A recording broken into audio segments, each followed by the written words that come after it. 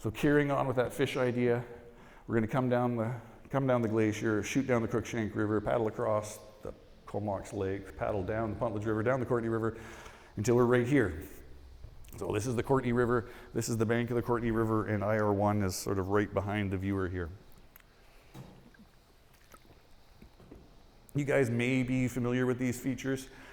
These wooden stakes driven into the mud are part of this big fish trap complex here in Comox Harbor. There's these little wooden intertidal fish traps almost every little stream and bay where the conditions are appropriate. The ones at Comox are really, really well preserved though. We've cumulatively, the archaeologists over the last decade and a half have mapped 13,000 individual wooden stakes here, and we estimate that there's probably 300,000 more on the surface that we're not going to map because that's way too much work. And we haven't really looked below the surface yet because who knows what's there. There's enough stuff on the surface to take care of already. So these wooden stakes, wooden poles are originally would have been 2.5 meters tall, driven into that sediment in very specific geometric configurations, and attached on the side of them seem to be these big latticework panels. So this panel, it's the only complete one ever excavated in the Pacific Northwest, and it was right down in front of Mona's house on the beach here. 6 meters long and 80 centimeters wide, made of these long lathes. So each of these strips of spruce wood, I thought it was cedar. I was sure it was cedar when I first found it, but apparently it's not cedar. These 6 meter strips of spruce wood are sort of the size of a ruler and spaced, 2 finger wide strip, 2 finger wide gap, 2 finger wide strip, and then are attached to these cross pieces and tied with little roots. So I guess prior to this time, we probably assumed people used some sort of netting or branches or something to weave in between these posts to actually entrap the fish. But now it seems quite clear that they're using these big latticework panels. So this panel itself dates to about 500 years old. It's the only one of its kind. It's currently in a giant commercial freezer being stabilized for display. But the fish traps themselves date, we have actually earlier dates now. It's more like 500 AD up to 1800 AD.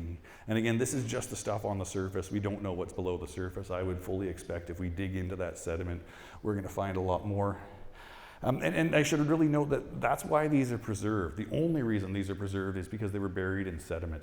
Wood does not preserve very well when it's exposed to the air and exposed to the wetness.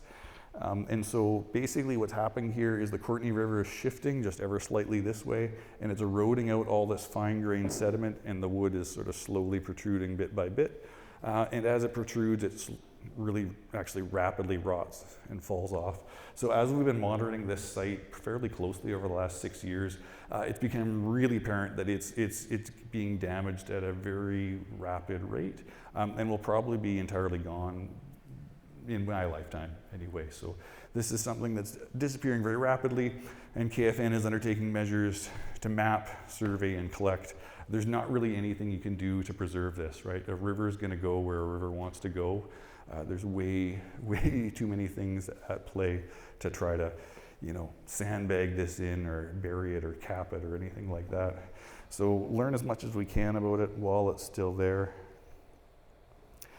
Functionally, this is what these things look like with a bit of a bird's eye view. Very distinctive geometry. There's 2 types.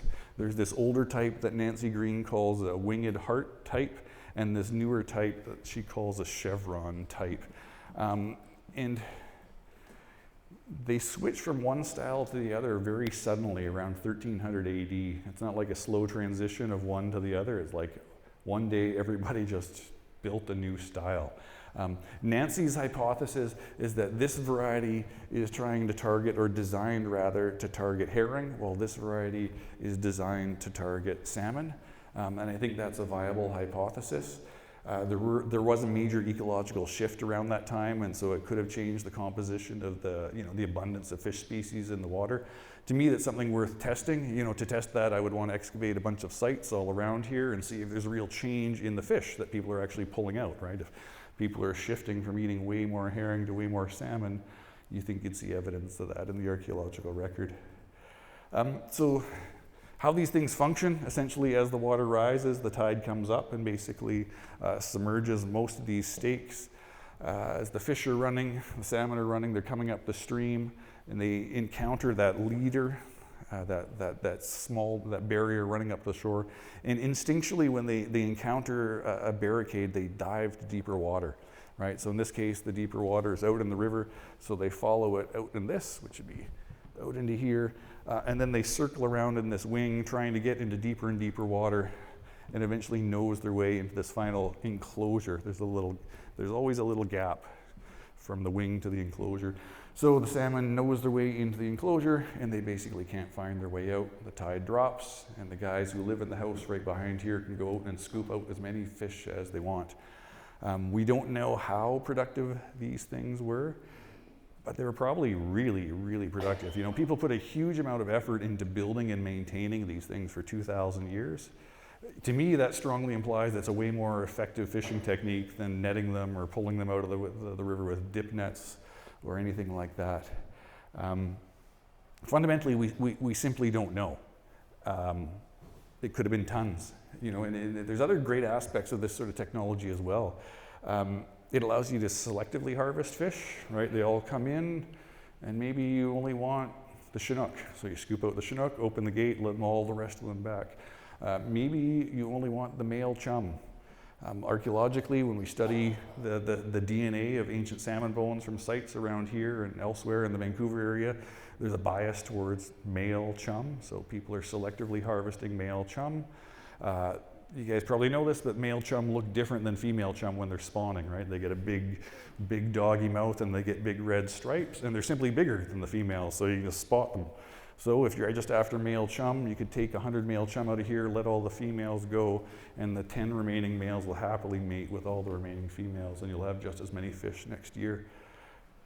So I don't know, I haven't been able to demonstrate right here that they've been undertaking this selective harvesting technique, but I would fully anticipate it. And this technology allows you to do that, right? You can't necessarily do that. If you're netting them up and hauling them with your canoe, they're gonna be dead before you can sort out the males from females.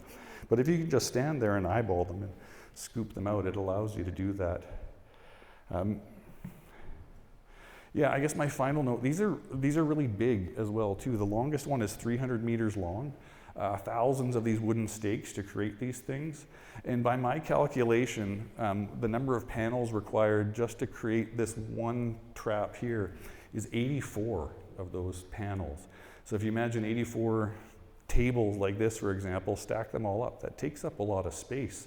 So these villages must have had like special storage houses or something as well too, where you disassemble these panels and bring them inside for the winter. Because certainly it gets quite stormy here, and if you let this set up over the winter, this will get destroyed by the first log that comes down the river and smash it up. So you can't leave it set up. You've got to disassemble it. You leave those stakes hammered into the mud. You disassemble those panels and bring them back in.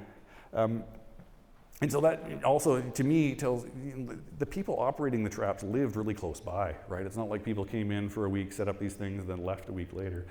It's that people lived within eye shot, you know, maybe 10-minute paddle away, something where they can get to every single day, twice a day, check those holding ponds to see what sort of fish get brought in. And in my mind, I think that each of these traps are owned by one of those big houses, right? They set up these traps, they keep the trap in exactly the same location for hundreds of years, built right on top of one another, just like the houses are. Final note on this before I jump to the next. I was giving this presentation to a group at UBC Fisheries, and a Danish guy who I was working with put his hand up. He's like, "Jesse, that's exactly how we fish herring in Denmark." I'm like, "What?" And then he sent me this YouTube video of these wooden fences with nylon netting around them in exactly the same configuration as this. And these guys would go with these little robots and just slap the water with sticks, and all the herring would get scared and go into these traps. And then they just scoop out all the herring. And they didn't give any indication of how many tons of herring they were harvesting, but it was, you know, in the range of tons. And to me, that was just remarkable, right? I can guarantee there's no Danish guy came over here to Pentlatch to tell these guys how to do it, and vice versa. There's no Pentlatch guy went over there to Viking land to say, hey, this is the best way to harvest herring. But two people on the opposite ends of the earth came up independently, completely independently, the best possible, the most effective technology for harvesting this stuff. And we know it was effective because it lasted for 2,000 years, right? If it was ineffective, they would have stopped doing it as soon as it stopped working. But surprise, surprise, it works right up to the contact era.